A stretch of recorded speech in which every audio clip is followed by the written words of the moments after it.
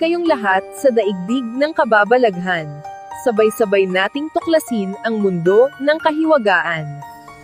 Ang mataas na presyo ng venom ng scorpion ay dahil sa napakahirap nitong makuha at sa napakalaking halaga nito sa larangan ng medisina at pananaliksik. Heto ang mga pangunahing dahilan. Ang pagkuha ng venom mula sa isang scorpion ay delikado at matrabaho. Karaniwang mano-mano ang proseso, at limitado lang ang dami ng venom na maaaring makuha mula sa bawat scorpion. Isang scorpion lang ang maaaring mag-produce ng napakaliit na venom sa isang pagkakataon, karaniwang ilang micrograms lang. Nagagamit ang scorpion venom sa mga makabagong pananaliksik tulad ng paggamot sa kanser, sakit sa puso, at sakit sa immune system.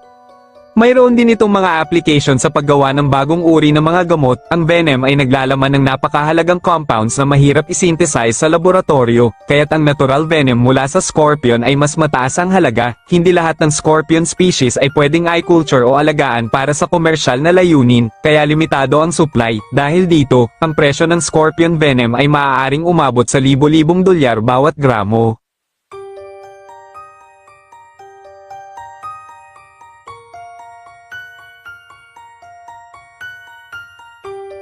Isang malaking asteroid ang tatama sa ating planeta sa taong 2032.